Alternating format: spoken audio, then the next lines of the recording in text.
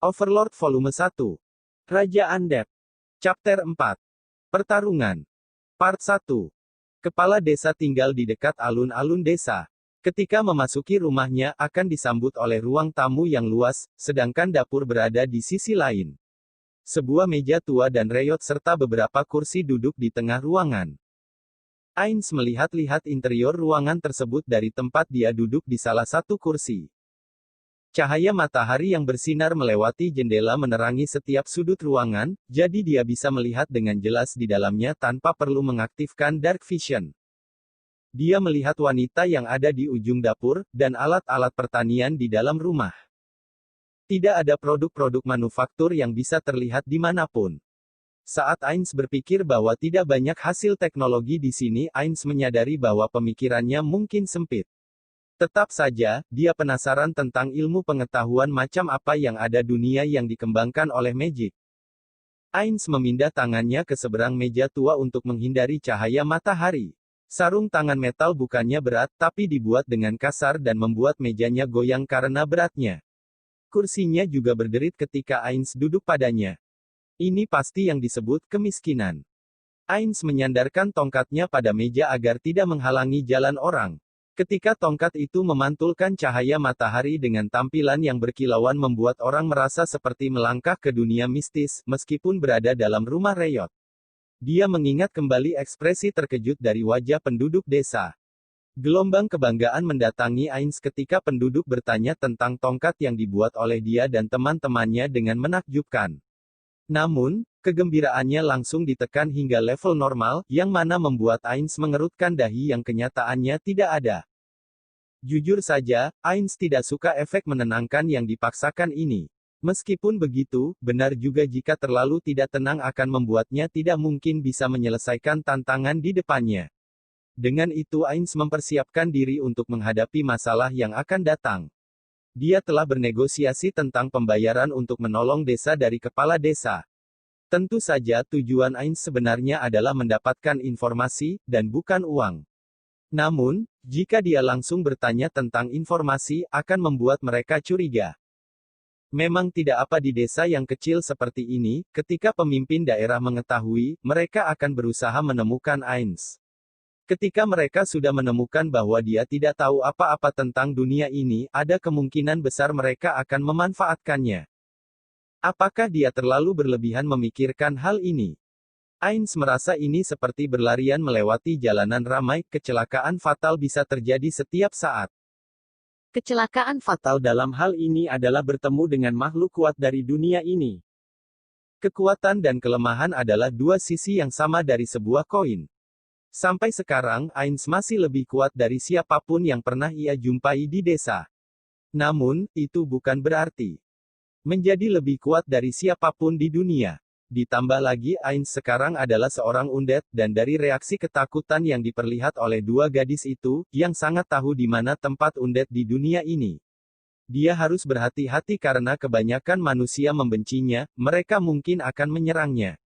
Itulah kenapa, dia harus bersikap sangat hati-hati di sini. Maaf sudah membuat Anda menunggu. Kepala desa duduk di hadapan Ainz. Istrinya berdiri di belakangnya. Kulitnya gelap dan tertutup keriput. Tubuhnya sangat berotot dan jelas bahwa otot itu sudah terlatih dengan pekerjaan kasar. Lebih dari separuh rambutnya sudah memutih. Meskipun bajunya yang dibuat dengan kasar kotor oleh tanah, tapi tidak berbau. Wajah yang lelah itu membuat Ainz berpikir usianya lebih dari 45 tahun, tapi susah sekali ditebak karena kelihatannya dia tumbuh lebih pada beberapa jam lalu. Istri kepala desa berusia sekitar sama dengan suaminya. Dia pernah menjadi wanita cantik, tapi setelah beberapa tahun bekerja di ladang, kecantikan itu sudah tidak terlihat lagi. Sekarang dia tidak lebih dari hanya bibi kurus dengan keriput di seluruh wajahnya. Rambut sebahunya yang panjang tampak acak-acakan, dan dia terlihat lebih suram meskipun di bawah sinar matahari langsung. Silahkan dinikmat. Kepala desa meletakkan cangkir yang terlihat kasar di meja. Albedo tidak di sini karena dia sedang berpatroli di desa. Ainz mengangkat tangannya, menolak secangkir air yang panas dan beruap. Dia tidak merasa haus, atau bisa membuka topengnya. Namun, dia merasa seharusnya menolaknya di awal tadi, karena melihat betapa susahnya si istri mempersiapkannya. Masalahnya bukan karena air yang mendidih. Pertama, ada hal yang ingin dia lihat bahwa membuat percikan api dengan batu korek. Lalu, menyalakannya dengan serbuk gergaji, atau kayu, dengan percikan api itu. Lalu, dia harus mengipasi apinya, dan ketika sudah cukup besar, dia harus memindahkannya ke kompor. Lalu dia harus mendidihkan air, dan ketika dia sudah selesai, waktu yang lama telah berlalu. Ini adalah pertama kalinya Ains melihat air yang dididihkan dengan api yang dibuat dengan tangan, daripada menggunakan ceret listrik. Dia melihatnya cukup menarik. Dulu ketika di dunia, dia mendidihkan air di kompor gas, jadi tidak seberat dan memakan waktu lama seperti ini. Ini juga merupakan kesempatan bagus untuk mengumpulkan informasi pada level teknologi di dunia ini. Dengan itu di kepala Ains berbicara kepada kepala desa lagi. Maafkan saya terutama karena Anda sudah bersusah payah mempersiapkan air ini untuk saya. Anda terlalu baik. Tidak usah meminta maaf. Fakta bahwa Ains merendahkan kepalanya kepada mereka, walaupun hanya sedikit, membuat kepala desa dan istrinya ketakutan. Mereka tidak bisa membayangkan bahwa tuan dari Death Knight akan membungkukkan kepala kepada siapapun. Namun, itu bukanlah hal yang aneh bagi Ains. Itu selalu merupakan ide yang bagus untuk bisa bersikap bersahabat kepada orang yang diajak bicara. Tentu saja, dia hanya menghadapi mereka sama seperti dia menghadapi dua orang gadis itu, dengan menggunakan daya tarik seseorang untuk membuat mereka bicara diikuti dengan mantra merubah ingatan tingkat tinggi. Namun, itu adalah cara terakhir, karena mantra itu menyedot terlalu banyak empe. Ains mengingat rasanya ketika dia menghabiskan empe, rasanya seperti kelelahan yang aneh, seperti kehilangan sesuatu. Hanya merubah semenit atau lebih dari ingatan mereka sampai dia mengenakan kembali topengnya telah menguras banyak empe. Kalau begitu, mari kita langsung ke permasalahan dan mendiskusikan bayaranku. Ya, tapi sebelum itu, saya ingin berterima kasih banyak. Kepala desa itu membungkuk kepada Ains, kepalanya turun sangat ke bawah sehingga hampir menyentuh meja. Setelah itu, istrinya juga ikut membungkuk. Tanpa bantuan Anda, kami semua pasti sudah mati sekarang. Terima kasih banyak atas bantuannya. Ains sangat terkejut menerima rasa terima kasih yang tulus itu. Ketika dia melihat kembali ke kehidupannya yang lama, dia tak pernah diberi ucapan terima kasih seperti ini sebelumnya. Tidak, dua orang gadis yang diselamatkan sebelumnya juga bersikap demikian. Dia memang tak pernah menyelamatkan seseorang sebelumnya jadi dia pikir reaksi mereka adalah biasa. Itu adalah kepingan masa lalunya ketika masih menjadi manusia, sebagai Suzuki Satoru. Meskipun dia agak malu karena apresiasi tulus ini, dia tentu saja menyukainya. Tolong, angkat kepala Anda. Seperti yang kubilang tadi, saya tidak menolong Anda dengan gratis. Kami tahu hal itu, tapi tetap saja kami sangat berterima kasih kepada Anda karena sudah menyelamatkan kami dan banyak penduduk lainnya. Maka, dengan membayarku itu sudah cukup. Ayo, kita diskusikan hal itu. Kamu pasti banyak pekerjaan lain, sebagai kepala desa. Tak ada yang lebih penting daripada menghabiskan waktu dengan penyelamat kami, tapi saya mengerti. Kepala desa itu pelan-pelan mengangkat kepalanya, dan Ains bersiap untuk memeras otaknya. Tujuannya di sini adalah memperoleh informasi melalui percakapan, daripada melalui magic. Menyusahkan saja. Dia masih ingat trik yang dia gunakan sebagai pekerja kantoran. Betapa efektifnya hal itu di sini. Aku harap setidaknya separuh dari hal itu akan berguna. Setelah menguatkan diri melawan kemungkinan gagal, Ains bertanya.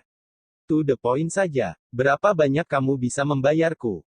Kami tidak berani untuk membohongi penyelamat kami. Saya tidak tahu berapa banyak silver dan tembaga yang bisa kami kumpulkan jika kita tidak mengumpulkannya dari setiap orang, tapi saya percaya kita bisa mengumpulkan sekitar 3.000 keping tembaga. Aku tidak tahu sama sekali apa artinya itu, Ains mengolok dirinya sendiri. Menanyakan langsung adalah kesalahan. Seharusnya aku mencoba pendekatan berbeda. Di samping itu, aku memang seorang pekerja yang payah mulanya, dan skill job milikku juga buruk. Kelihatannya itu cukup besar, tapi tanpa tahu nilai uang, dia tidak bisa apakah itu adalah jumlah yang sesuai atau tidak. Dia menghindari agar tidak menerima terlalu banyak atau terlalu rendah, jangan sampai dia menunjukkan ketidaktahuannya. Tidak, dia seharusnya bersyukur mereka tidak menawarkan 4 ekor binatang ternak atau semacamnya. Saat dia akan tenggelam karena depresi, keadaan mentalnya langsung tenang. Ainz diam-diam memuji dirinya karena memiliki tubuh undead, lalu dia menyadari satu hal lagi. Pertama, tembaga dan silver adalah unit dasar dari mata uang di desa ini. Kedua, seharusnya ada bentuk mata uang lain yang kurang atau lebih bernilai, tapi dia tidak percaya diri bisa menarik informasi ini dari mereka. Dia harus belajar nilai keuangan dari keping tembaga. Tanpa memiliki pengetahuan, keadaan akan menjadi gawat di masa depan.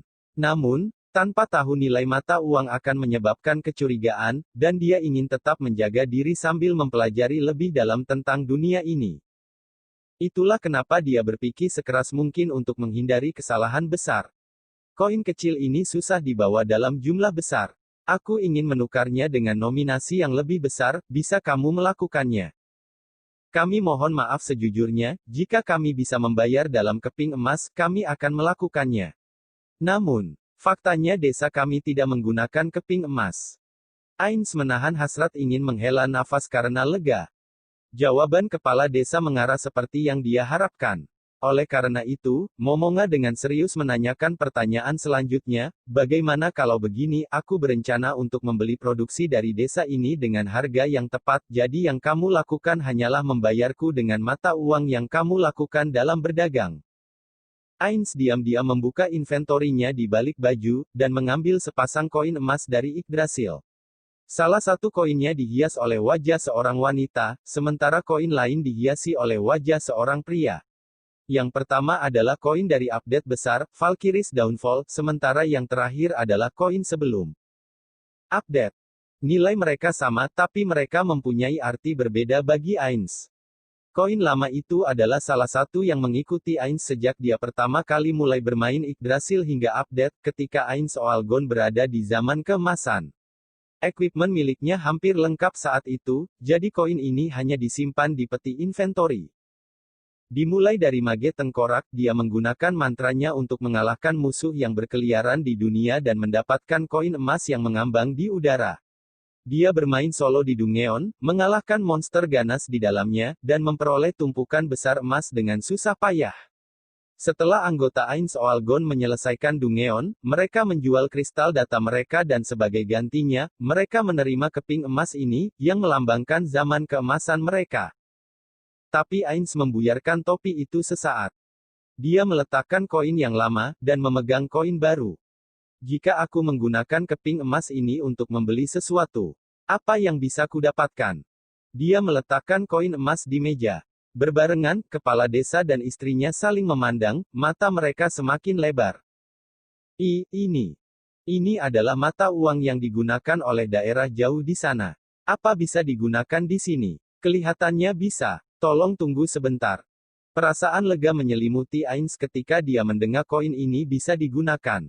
Lalu, dia melihat kepala desa beranjak dari duduknya pergi ke kamar, dan kembali dengan sesuatu yang dia lihat ketika pelajaran sejarah. Objek tersebut disebut timbangan. Setelah itu, giliran istrinya. Dia mengambil koin emas tersebut dan meletakkannya di benda bulat, seakan dia membandingkan ukuran mereka. Setelah dia puas, dia meletakkan koin emas itu ke nampan timbangan, dan di nampan lain adalah bandul pemberatnya. Dia mengingat bahwa hal ini disebut sebagai menentukan masa standar.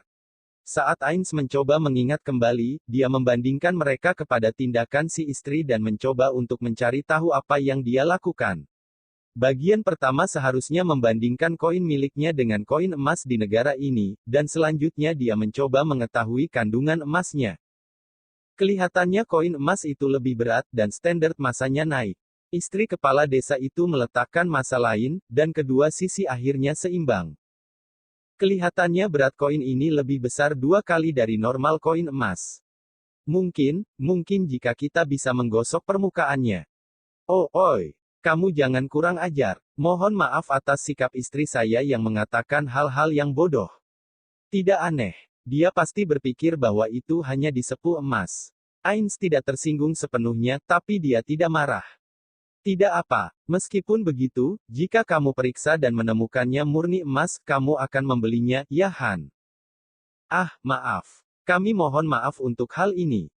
Istri kepala desa itu membungkuk minta maaf dan mengembalikan koin emas itu. Tidak usah dipikirkan. Lagi pula, wajar jika ingin mengkonfirmasi uang apapun yang diberikan padamu. Tetap saja, bagaimana pendapatmu dengan keping emas ini? Apakah kamu berpikir ini hasil dari seni? Memang benar, ini sangat indah. Bolehkah saya bertanya nama negara asalnya? Sudah tidak ada. Ya, negara itu sudah tidak ada. Oh begitu. Kamu telah meyakini sendiri bahwa beratnya 2 kali lebih berat dari kepingan emas biasa, tapi mempertimbangkan nilai artistiknya, kepingan emas ini seharusnya bernilai lebih sebagai hasilnya, bagaimana pendapatmu? Mungkin begitu. Tapi kami bukan pedagang, dan kami tidak tahu nilai dari seni. Hahaha. Itu tidak salah, jadi, jika aku menggunakan ini untuk membeli sesuatu, nilainya seperti 2 keping emas normal. Tentu saja.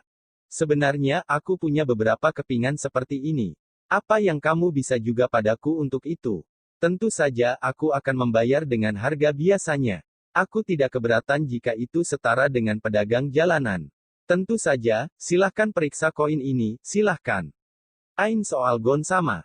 Kepala desa tiba-tiba bersuara keras dan membuat jantung Ains yang tidak ada menjadi berdegup tiba-tiba. Ekspresi yakin dari kepala desa terlihat lebih keras dan lebih kuat dari sebelumnya. Ains tidak apa. Kalau begitu, Ains sama. Kepala desa terlihat agak terkejut dengan hal ini, tapi dia langsung mengangguk dan melanjutkan pembicaraan. Saya sangat mengerti apa yang Ains sama inginkan. Untuk sesaat Ains bertanya-tanya apa ada tanda tanya besar di atas kepalanya yang muncul. Kelihatannya ada salah pengertian atau semacamnya di sini, tapi karena dia tidak tahu apa yang ingin kepala desa utarakan selanjutnya, jadi dia tidak tahu bagaimana menjawabnya. Aku sangat mengerti bahwa Ains sama tidak ingin terlihat murah, dan saya mengerti bahwa Anda ingin meminta hadiah yang sebanding agar pandangan publik terhadap Anda tidak jatuh. Memang benar, membutuhkan uang dalam jumlah yang cukup besar untuk menyewa Ains sama. Oleh karena itu, apa yang Anda inginkan di samping 3.000 tembaga? Ains tidak tahu apa yang kepala desa bicarakan dan pikirannya kebingungan. Dia bersyukur dalam hati sedang memakai topeng. Alasan Ains mengeluarkan koin emas adalah karena dia ingin tahu apa yang bisa dia beli, dan itu bisa membuatnya mengerti nilai pasar pada umumnya. Bagaimana bisa berakhir seperti ini? Kepala desa itu tidak memberi Ains kesempatan untuk memotong dan melanjutkan. Namun, seperti yang saya bilang tadi, desa ini hanya bisa memberikan 3.000 keping tembaga tunai. Meskipun Anda curiga pada kami tidak berani menyimpan kebenaran dari penyelamat kami, Ains sama. Ekspresi kepala desa terlihat jujur dan teguh. Dia tidak terlihat bohong. Jika ternyata nantinya adalah kebohongan, maka Ains hanya bisa mengutuk ketidakmampuannya membaca orang. Tidak, saya yakin orang besar seperti Ains sama tidak mungkin puas dengan jumlah itu. Mungkin jika semua orang di desa mengumpulkan kekayaannya, kami mungkin bisa menghasilkan uang yang cukup untuk memuaskan Ains sama. Namun, desa kami telah kehilangan banyak tenaga, dan jika kami membayar lebih dari 3.000 keping tembaga, kami takkan bisa selamat di musim dingin nanti. Hal yang sama juga berlaku bagi hasil bumi kami. Jika kami memberikan persediaan kami kepada Anda, hidup kami akan sangat susah. Meskipun menyakitkan bagi kami untuk meminta kepada penyelamat hati sedikit kebaikan hati, mungkin kami bisa membayarnya dengan cicilan. Bukankah ini adalah kesempatan yang bagus? Seperti di dalam hutan lebat, pandangannya saat ini tiba-tiba melebar. Ains berpura-pura memikirkan hal ini, lalu yang bisa dia lakukan hanyalah berdoa dan berhasil. Setelah beberapa saat Ains akhirnya berbicara. Aku mengerti. Pembayarannya tidak usah. Tapi kenapa? Kepala desa dan istrinya memandang Ains, mata mereka melebar dan lidah mereka keluh. Ains mengangkat tangannya dan menunjukkan bahwa masih ada yang ingin dia katakan. Dia harus memikirkan apa yang bisa dia buka dan tidak, dan itu sangat menyusahkan. Dia tidak tahu jika dia bisa menuntun mereka untuk mengatakan apa yang dia inginkan, tapi dia tidak ada pilihan untuk mencoba. Aku adalah seorang magic caster. Aku sedang mempelajari mantra di tempat yang disebut Nazarik, dan aku baru saja keluar ke dunia ini baru saja. Ternyata begitu, jadi itu alasannya Anda berpakaian seperti ini. Ah, benar sekali, Ains bergumam sambil menyentuh topeng kedengkian. Apa yang akan orang bicarakan di jalanan jika mereka melihat seorang magic caster berjalan-jalan dengan busana yang aneh? Dia berpikir tentang jalanan yang ramai seperti di Bali dan dia mengenakan topeng barongnya sambil jalan-jalan di sana, dan saat dia berharap untuk tidak melihat hal semacam itu di dunianya, Ains menyadari sesuatu yang dia tidak bisa mengerti, mengapa istilah Yggdrasil seakan bisa dimengerti dan digunakan di sini. Istilah, Magic Caster, mempunyai arti banyak hal. Termasuk klerik, priest, druid, arcane, sorcerer, wizard, bard, miko, talismancer, sage dan kelas-kelas yang menggunakan magic lainnya yang tak terhitung. Di Yggdrasil, mereka semua disebut magic caster. Agak kaget juga jika terminologi yang ada di sana terbawa ke dunia ini. Saat Ains melihat reaksi mereka, dia membalas. Aku mungkin mengatakan tidak ingin hadiah, tapi seorang magic caster menggunakan bermacam-macam alat untuk meraih tujuannya, termasuk ketakutan dan pengetahuan. Hal semacam ini adalah tool yang bisa mendatangkan keuntungan, tapi seperti yang kubilang sebelumnya aku sedang berfokus dalam mempelajari sebuah mantra, jadi pengetahuanku terhadap masalah lokal entah bagaimana semakin berkurang. Oleh karena itu, aku ingin belajar tentang sekeliling dari kalian berdua. Ditambah lagi, aku harap kalian tidak akan mengatakan ini pada siapapun tentang jual beli informasi ini. Aku akan menganggap itu sebagai hadiah. Tak ada yang sebaik itu dan bilang aku tidak ingin apapun orang akan bilang tak ada yang lebih mahal daripada hal yang gratis. Seseorang menyelamatkan nyawa orang lain pantas mendapatkan hadiah atas kerja keras mereka. Namun, jika si penyelamat bilang dia tidak ingin hadiah, orang akan menganggapnya aneh. Kalau begitu, hal terbaik selanjutnya adalah membuat pihak lain merasa mereka membayar hadiahnya, meskipun itu tidak jelas bentuknya. Dengan kata lain, solusi terbaik untuk situasi sekarang adalah untuk menenangkan kecurigaan mereka dengan bertukar informasi dengan Ains. Akan membuat mereka tenang. Kepala desa dan istrinya mengangguk, wajah tabah terlihat pada mereka. Saya mengerti. Kami tidak akan membiarkan siapapun tahu tentang ini. Ains mengepalkan tangannya tanda setuju. Kelihatannya kemampuan profesionalnya masih bisa dipakai di sini. Bagus sekali. Aku tidak ingin mengikatmu dengan magic. Aku akan percaya kepada sikap baikmu. Ains mengarahkan tangannya yang tertutup sarung tangan. Kepala desa itu memandang kosong pada tangan itu sesaat sebelum menyadari situasinya, lalu dia menjabat tangan Ains. Setelah itu, Ains menghela nafas lega. Kelihatannya jabat tangan adalah praktek yang diketahui di sini. Jika kepala desa terlihat bengong padanya, itu akan terlihat sangat suram. Tentu saja Ains tidak benar-benar mempercayai mereka. Lagi pula, mulut yang disegel oleh janji keuntungan bisa dibuka dengan keuntungan yang lebih besar. Jika dia mencoba bermain dalam pribadi mereka untuk membuat mereka menutup mulut. Sifat alami manusia akan membuat mereka bicara. Tak ada metode yang lebih baik dari yang lainnya, jadi yang hanya bisa dilakukan oleh Ains adalah menerima resiko dan berharap bahwa karakter dari kepala desa tidak akan membuat dia membuka rahasia itu. Meskipun tidak apa jika dia melakukannya. Pengkhianatan itu hanyalah akan menjadi jaminan lebih yang bisa digunakan oleh Ains di masa depan untuk menghadapi desa. Namun, insting Ains mengatakan padanya bahwa mereka takkan mengkhianatinya. Setelah melihat rasa terima kasih yang tulus dari kepala desa dan istrinya, dia percaya bahwa mereka akan loyal kepadanya. Kalau begitu, bisakah kamu beritahu padaku tentang tempat ini? Bagaimana bisa jadi seperti ini? Apakah ada masalah? Tidak, tak apa. Aku hanya bicara sendiri. Maafkan aku sudah membuat suara aneh dan mengagetkanmu. Ains langsung kembali normal dan langsung melindungi dirinya. Jika tubuhnya masih manusia, dia pasti akan berkeringat banyak sekarang. Kepala desa hanya bilang, begitukah, dan tidak bertanya lebih jauh. Mungkin kepala desa sudah memutuskan sama kepada Magic Caster dan orang aneh, maka bagi Ains itu lebih baik. Apa saya siapkan minuman untuk Anda? Oh tidak, aku tidak haus. Tolong, jangan repot-repot. Istrinya sudah tidak ada lagi di ruangan itu, ada banyak hal yang memerlukan bantuannya. Hanya Ainz dan kepala desa yang ada di rumah sekarang.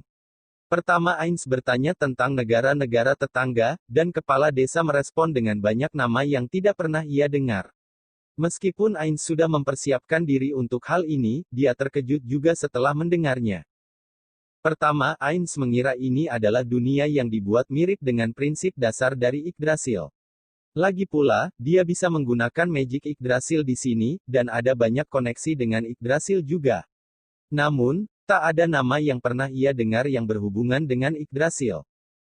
Negara tetangga adalah Re-Estize Kingdom, Baharut Empire dan selain Theocracy.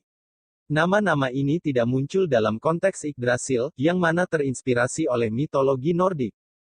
Ainz merasa seakan Dunai berputar dan tubuhnya terhuyung-huyung. Ainz memegang pinggiran meja dengan sarung tangannya untuk mempertahankan keseimbangannya. Meskipun dia sudah menduga bahwa dunia ini adalah asing, akhirnya dia terkejut olehnya. Dampaknya lebih besar dari yang dia duga. Ini pertama kalinya dia merasa terguncang sejak dia menjadi undead. Ainz mencoba sebaik mungkin untuk tetap tenang, dan mempertimbangkan kembali apa yang dia dengar tentang kerajaan-kerajaan tetangga dan geografis lokalnya. Pertama, Re-Estize Kingdom dan Baharut Empire. Kedua negara ini berada di sisi berbeda dari deretan pegunungan, dan di sebelah selatan dari pegunungan itu adalah hutan yang luas, dan di batas hutan itu adalah desa ini, di bawah Re-Estize Kingdom, dan kota benteng Erantel. Hubungan antara keduanya memburuk, dan mereka selalu berperang di gurun dekat Erantel setiap tahun. Di sebelah selatan adalah Slane Theocracy. Cara terbaik untuk menjelaskan orientasi dari negara-negara ini adalah dengan menggambar sebuah lingkaran, lalu membaginya dengan simbol huruf T, yang terbalik. Kelihatannya membingungkan, tapi lebih mudah.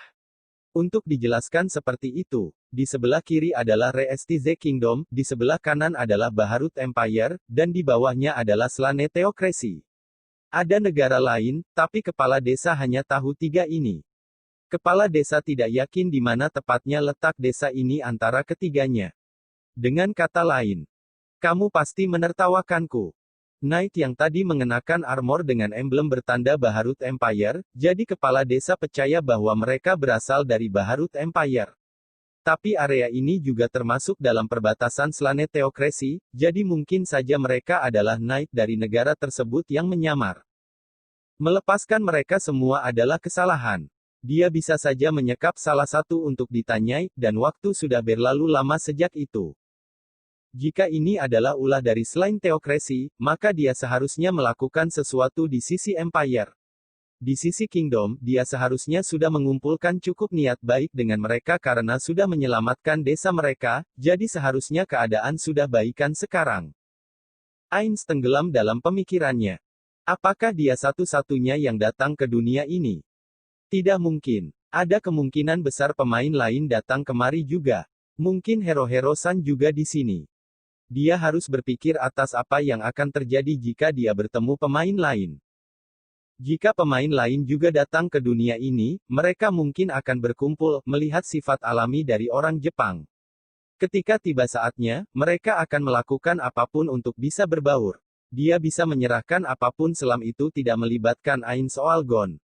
Masalahnya adalah apa yang akan terjadi jika sisi lain menganggapnya sebagai rintangan. Kemungkinannya kecil, tapi masih bisa diperhitungkan. Ainz Oalgon adalah guild yang selalu bermain sebagai peran penjahat. Mereka selalu mem-PK untuk bisa mencapai kemenangan dan karena mereka guild yang paling dibenci. Dia tidak yakin masih belum melepaskan image negatif ini. Yang dia tahu, pemain lain mungkin ingin balas dendam padanya karena merasa benar. Untuk menghindari pihak lain melakukan balas dendam padanya, dia harus menghindari apapun yang bisa membuatnya melawan orang-orang di sekitar, sebagai contoh, membantai populasi lokal terutama penduduk yang tidak bersalah mungkin akan membuat marah pemain lain yang belum kehilangan rasa manusia sepenuhnya. Tentu saja, akan beda lagi masalahnya jika ada alasan yang membuat mereka puas, seperti membunuh Knight-Knight yang mencoba menghancurkan desa ini. Di saat apapun, sebaiknya tindakan masa depan diambil karena alasan yang paling tinggi. Itu juga berarti dia mungkin akan melakukan hal-hal yang tidak dia sukai, tapi itu tidak bisa dihindari. Jika orang-orang yang pernah ditemui membenci Ainz Oalgon, maka pertarungan sudah tidak terelakkan lagi. Jika seperti itu, dia harus merencanakan serangan balik jika situasi itu terjadi. Melihat kekuatan saat ini dari pertahanan Nazarik, mereka bisa dengan mudah mengungguli sekitar 30 pemain dengan level 100. Ditambah, mereka juga bisa menggunakan item kelas dunia untuk bertahan, jadi itu adalah benteng yang hampir tidak bisa dijebol. Mereka mungkin mampu menghalau penyusup seperti di masa lalu. Namun, mudah sekali melihat situasi darurat tanpa bala bantuan. Ditambah lagi, kartu Asdai Ain Soal Gon adalah item kelas dunia, mereka akan menghabiskan level Ain setiap saat dia melepaskannya dengan kekuatan penuh. Jika mereka menyerang dan berhasil, saat dimana item kelas dunia menjadi tidak bisa digunakan mungkin akan datang. Ain sangat jelas dengan skenario peperangan game seperti ini di kepalanya cenderung bias dan berpandangan sempit. Namun, Ainz bukanlah anak kecil lagi, dan dia akan selalu mempertimbangkan skenario terburuk dengan melakukan sebuah tindakan. Ini hanya berpikir sederhana tentang bagaimana menghadapi masalah sebelum itu terjadi. Jika dia hanya ingin melewatinya, dia cukup hidup di pegunungan seperti hewan buas. Namun, kekuatan yang dia miliki dan nama besar yang dia perjuangkan mencegahnya melakukan hal itu. Jika yang hanya dia inginkan adalah hidup berdampingan dengan damai di dunia ini, yang harus dia lakukan hanyalah menghadapi masalah ketika mereka datang. Seperti, berperang dan memperlebar kekuatan tempur akan menjadi topik penting di masa depan. Dia harus mengumpulkan informasi tentang dunia ini, begitu juga tentang berita pemain lain. Itu sudah cukup. Ada apa? Tidak, bukan apa-apa, aku hanya melamun karena ada hal tidak seperti yang kuduga. Bisakah kamu memberitahuku tentang hal lain sekarang? Ya, saya mengerti. Kepala desa mulai bicara tentang monster selanjutnya. Sama seperti Yggdrasil, dunia ini juga dihuni oleh monster di dalamnya.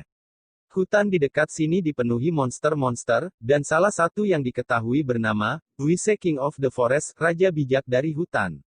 Ada juga dwarf, bermacam-macam elf, goblin, beastman, ogre dan sebagainya. Kelihatannya beberapa demi-human membangun negaranya sendiri.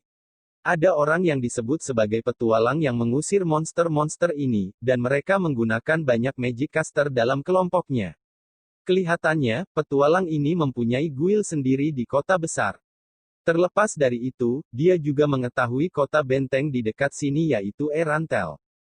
Menurut kepala desa, Erantel adalah kota terbesar di dekat sini, meskipun dia tidak tahu seberapa besar populasinya. Kelihatannya itu adalah tempat terbaik untuk mengumpulkan informasi. Sementara ucapan kepala desa sangat membantu, masih ada banyak hal yang belum jelas. Oleh karena itu, sebaiknya mengirim seseorang ke sana untuk mencari tahu, daripada bertanya kepada kepala desa lagi.